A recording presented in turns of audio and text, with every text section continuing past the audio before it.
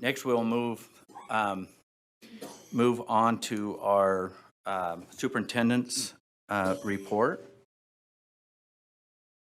Superintendent Dixon. Thank you, Chair Huntsman. We'll start with Kathy Jensen, who walked in at the perfect time to talk about our display of art. And while you're getting ready, Kathy, I will just say to the board that as staff came in and admired this artwork last night, we noted that many eyes are watching us today, the eyes of the children. So thank you, Kathy. Go ahead. Thank you, Superintendent and Chair Huntsman, for the opportunity to present the artwork this month.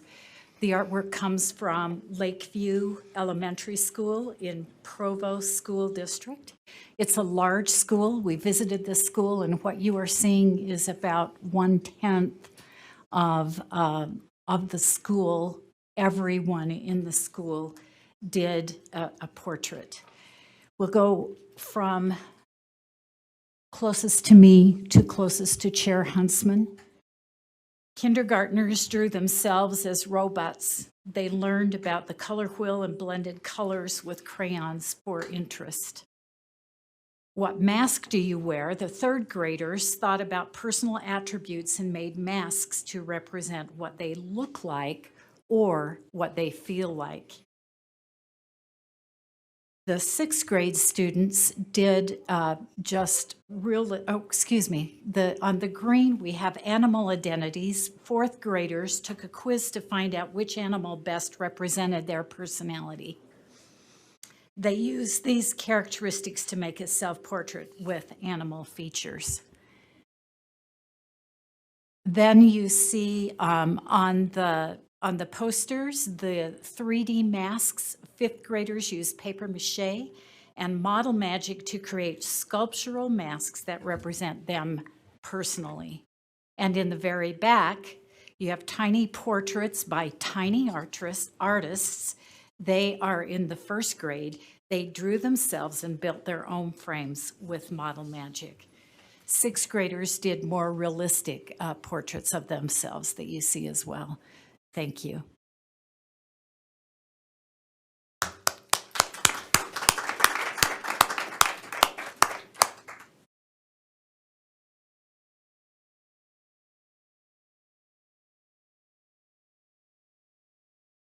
Well, I am so excited and delighted to introduce you to Ashley Lauer. Now, when we announced the Employee of the Month, it's a surprise, and we surprised Ashley on the very day that she's moving.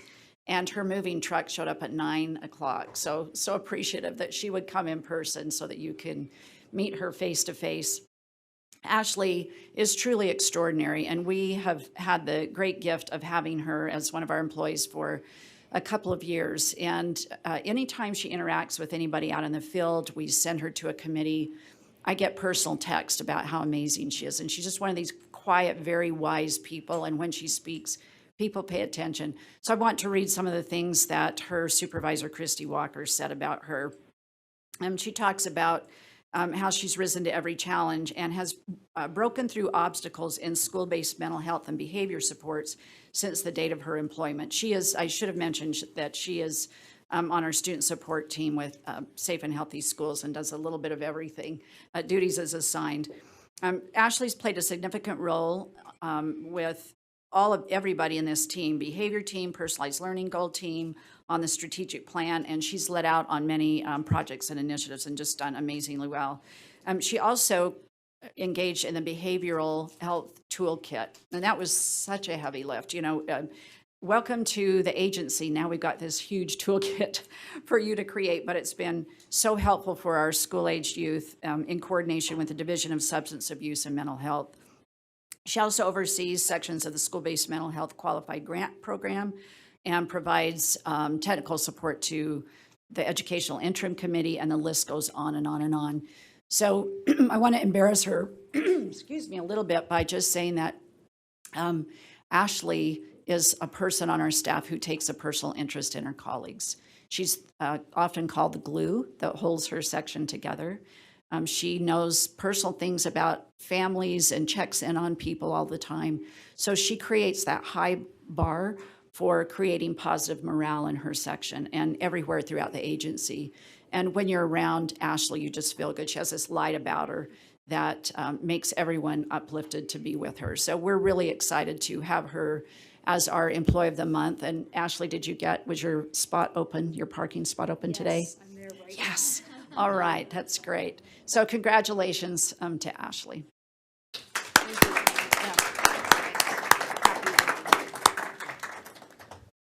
And Chair, I'll come back down there Okay. for.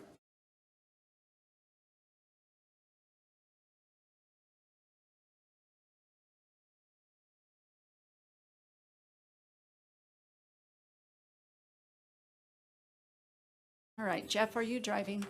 Thank you so much. I have two things to share with you, two major topics, but they're interrelated. And the first, this a little closer. The first thing I would like to talk about is the amazing opportunity that Dr. Norman and I had to visit Career Path High, the home away from home of one of our great board members, Stacy Hutchins. So I don't want to steal board member Hutchins' thunder. I want to give you just enough that it entices you to all go visit her school and have the same experience that we had. And hopefully she will have an opportunity to describe her school a bit to you.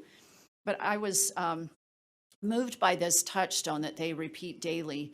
And you can really see this play out in her school. So the reason I'm sharing this with you, first and foremost, is that now when I go into a school, I've been doing this for a while, but I'm more acutely aware of trying to look for evidence of the portrait of a graduate, which you as a board chaired and developed, actually. Vice Chair Belknap chaired the committee, and I think board members Hanson, Cannon, Earl, Davis, looking around, there were 7 board members on the committee who developed Portrait of a Graduate. And so I'm just so excited every time I hear people in the field talking about it. And so I'm acutely aware of trying to see it now in practice, as well as our strategic plan. So we were able to see Portrait of a Graduate and strategic plan in action at Career Path High. Just notice their touchstone here, how they succeed, and you can read that. Building positive relationships, I'm going to have Dr. Norman talk a little bit more about. But every day, this is sort of their mantra, and you see it and you feel it. It's very visceral. They also have a very inclusive environment. And Jeff, if you'll move to the next slide. Thank you. We really saw personalized learning through personal attention.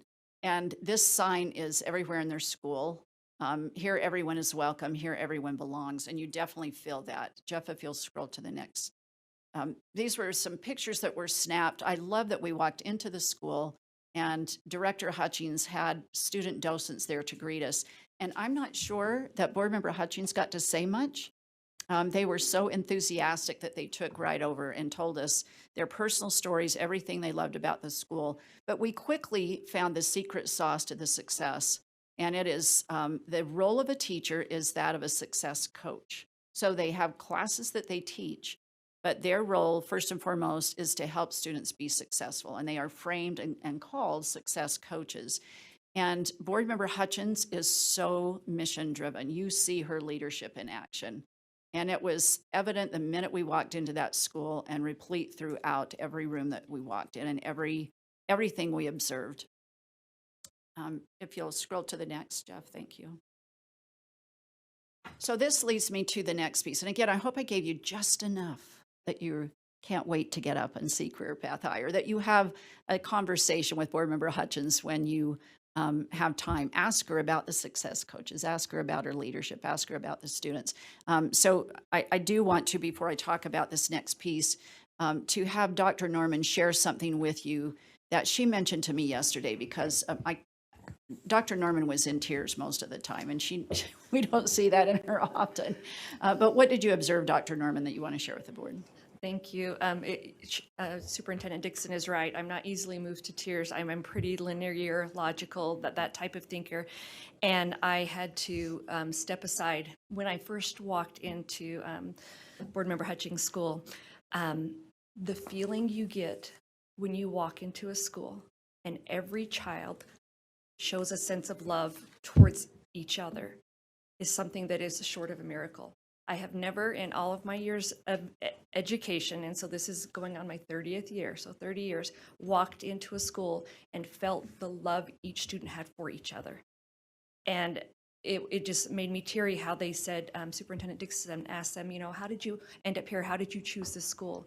And their stories and how they leaned into each other when they were telling their stories and how they supported each other and spoke so highly of the teachers and what it meant for them to be known individually by every single teacher and student was something I had never seen to that level. And so really when we're doing, and the second part of that, there was 3 parts to their mission, and I hope I get this right. If not, you can correct me afterwards, that you could see in action. What we usually hear is how hard something is going to be. But instead, everything that we heard as 3 parts of this, it was personalized, competency-based, and that mission-driven of that partnership with Davis Technical School or Davis Technical College.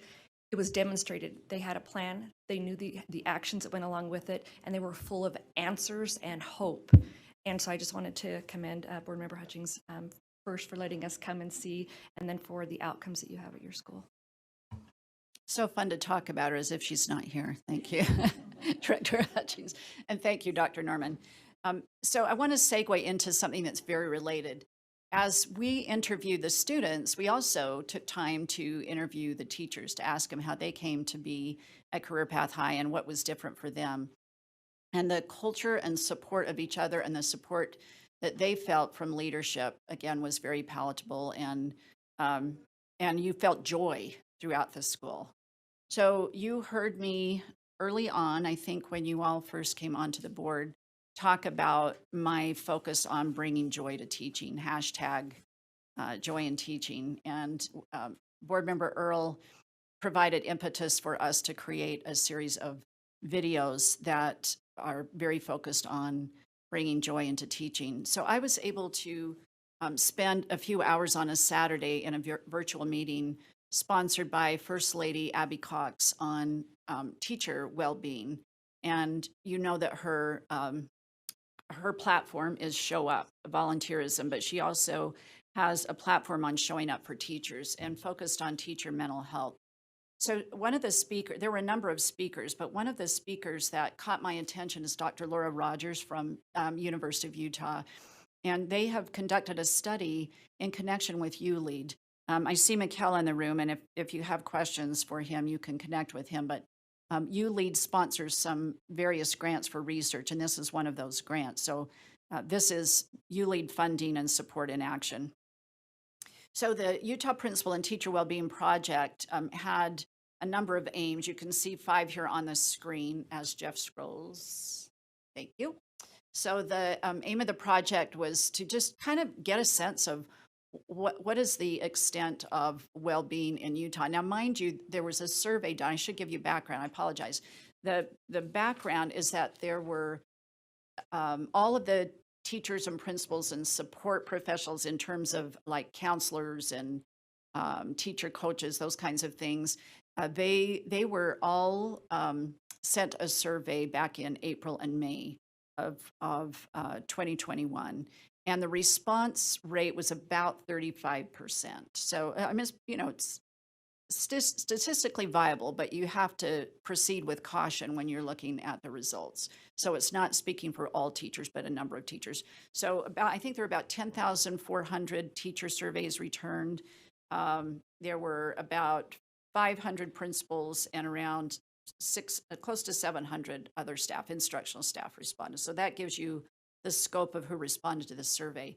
So again, the aim was just to kind of get a sense of the extent of professional well-being in our schools and try to look for patterns across demographics. Was it different in, for example, urban settings versus rural, large schools versus small schools, those kinds of things. And then also trying to identify patterns in well-being across individuals according to their personal characteristics, meaning had they been in the profession a long time versus being a new teacher?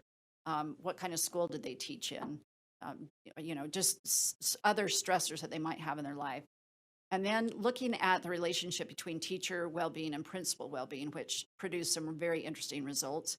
And then I think a very important part is identifying those bright spots of higher than predicted well-being. So yesterday, going back to Career Path High, or 2 days ago, I guess, as Dr. Dorman and I visited Career Path High, that was a bright spot of predicted well-being. If you look at the number of students with disabilities, students who have not been successful in other schools, who are on 504 plans for a variety of reasons, those numbers are really high at Board Member Hutchings School, and yet the teacher well-being was amazing, and there are reasons for that that we can talk about. So on the next slide, you'll see this is sort of common sense, right? That unhappy teachers and principals tend to leave. And if they don't leave and they're unhappy, they're probably less effective because relationships are everything. And students can feel when a teacher is unhappy. Those of you in the room that are principals, you know that, and parents, you know that if your child is in a class where the teacher is unhappy, it impacts your child's education. On the next slide, they try to drill down to really look at how have the effects of COVID-19 impacted educator well-being? So meaning the conditions in the school. How did that change their happiness? Now, it'd be interesting to repeat the survey at the end of this year as well, because there have been other stressors that have been added to their plates. But in essence, looking at the challenges of the pandemic, teachers definitely reported greater anxiety and stress. And we've heard this, and it's, if you're on social media, you see this. In fact, in the chat section, while Dr. Rogers was speaking, there were about 600 teachers that attended virtually. And looking at the chat, it was just full of examples and comments about the stress that they exhibited during the pandemic, and they all said it's even worse now. So that's why I say I think it would be interesting to see another survey at the end of the year. And then higher than usual proportions of teachers saying that they're thinking about leaving. We don't have evidence that they are leaving, but they were thinking about it. Now, there were some positives they pointed out. They talked about learning innovative practices, using technology in ways that they hadn't used before, feeling more confident in the use of various tools. There were some in the chat who expressed they had felt like they had really bonded with parents and families more strongly as they were talking about the needs of individual children, so becoming more personalized, and talking about the supportive working conditions, how that makes all the difference. And we've talked about that in here before. So basically, I'm just going to try to sum this and say that there's more work being done with this data. Dr. Rogers is going to produce a white paper. There will be drill down research that came out of this survey, but there were some things that I think are important for us to consider around supportive school culture and relationship. Leader support, and you've heard this time and time again, I'm so grateful that you all as a board get that leaders matter and that you're supportive of school leaders. It was the strongest predictor of well-being for both teachers and principals. So if you're a principal, the principals in here can tell you that their district and charter leadership makes all the difference in their ability to do their jobs. Behaviors include, these behaviors of leader support include things like they sought my input, they took time to get to know me personally, they coached me to improve, they recognized me for a job well done, and they provided clear guidance during COVID-19. Moving to the bonds with others, I thought this was really interesting. The strength of the bonds with colleagues and stakeholders and the number of close bonds were predictive factors.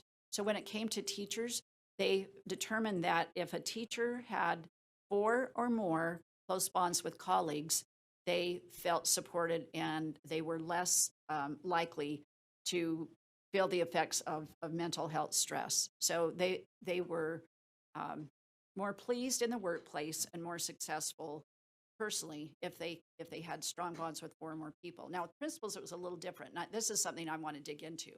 The numbers for principals were either 0 or 7 or more. So Dr. Rogers talked a little bit about the 0 might be a principal who, we work in, those of us who have been principals, you work in isolation. It does feel very isolating. And there are some who kind of like that. They just keep their head down and do their thing. And there's an assumption that maybe that makes them happy to do that. But most principals, you need a community around you because you do work in isolation. So think about 4 with teachers and 7 with principals. I thought that was really interesting.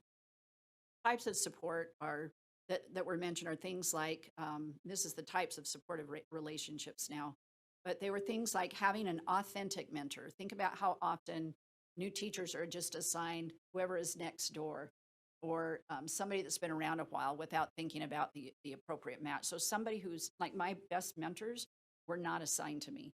They were people who just took on that role, although I did have really good assigned mentors. Knowing who to go to for information, having multiple and different types of people to go to for encouragement and moral support. All of that is really important. And then last but not least, workload negatively predicted well-being for teachers, but it mattered less when other positive factors were present, like bonds and leader support. So kind of a quick summary. Now I want to end with what can be done about it all. And so I think this is something I want to dig into. And when I'll send you a link to the report, the full slide deck. We just pulled a few out. And then I'll be anxious when the white paper and further research comes out. I think it's something that can really inform the board. And you may want to have Dr. Rogers come and meet with you because she is the expert on this. But what can we do to promote well-being? So she talks about malleable processes, and she defines these as basically what is under our control. Because there are a lot of things that systems leaders can't control, and as a board, you can't control for. But here's some things to consider as not only we move into the legislative session, but the decisions that you make today in every board meeting. Rewarding and recognizing teachers. I so appreciate how you support the Teacher of the Year program, but it's not just an event. You support teachers and recognize good work all the time. And I love that we highlight teachers, and we can certainly do more of that. Rethinking the workload. I so appreciate the conversations that you all have about what can we take off their plate as we're adding to their, and they're very mindful that we keep adding more and more, whether it's more curriculum requirements, standards that engage them in more professional learning. All of those things can add to their workload. One of the things she talked about is sometimes when it comes to promoting promoting psychological safety, sometimes we as leaders think about, are we just coping or are we improving? And they found that working conditions where there's consistent feedback and opportunities to grow and improve and support for professional learning, that those supportive environments work a lot better than just maintaining status quo, that it really impacts a teacher's well-being. I thought that was interesting. And we've talked about educator evaluation. We have board rule on educator evaluation, but really emphasizing that leadership is more and supervision is much more about support. Excuse me, is much more about support than evaluation. So again, drilling down on the initiatives you've put forward and supporting for growing our leaders and supporting our school leaders in ways that they know how to give that kind of support. And then fostering authentic interaction.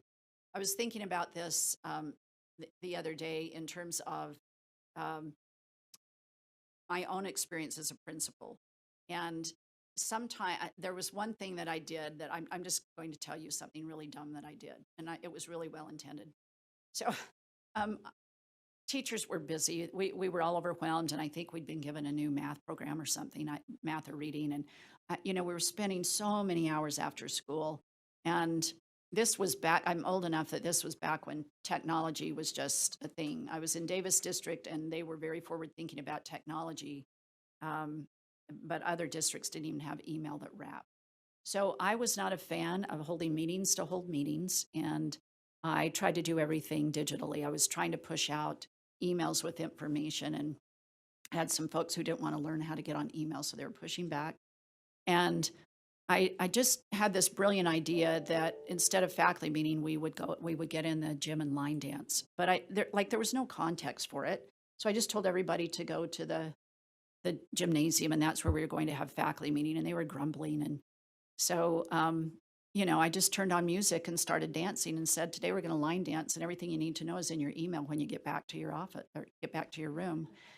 And the feedback I got I just thought that was so brilliant to have fun. And the feedback I got was, we don't do that here. Why did you do that? Like, we were too busy. And it was a good testament to me that I needed to help create a culture that there was more opportunity for fun and bonding. And I, I was a new principal, so it was a learning curve, but that opportunity for me to grow was priceless when it comes to authentic interactions with teachers and getting to know them personally and creating a culture where everyone can thrive. So I'll end where I began. Thank you, Board Member Hutchings, for giving us that opportunity to see what it can look like in just such targeted caring for each student and for the adults who work in your system. And it made this report to me so alive. And I look forward to sending you out more information about what Dr. Rogers found, because if we do nothing else, we need to be focused on the well-being of the adults who serve our students in order for our students to feel safe and cared for. Thank you, Board. Thank you, Superintendent. And saw quite a few notes being taken as these slides were being shown, but they're also in our packet. So thank you for having those. Board members, we're going to take a quick break because what's ahead of us between now and lunch, we've got a lot of work, and I don't think we want to interrupt that work with a break. So let's take one right now. We're going to promptly start at 20 till, and then there were some handouts offered to the board from our public speakers. They're over on the table over here. I think there's a book and some handouts. You're welcome to pick those up. So thank you. Quick break.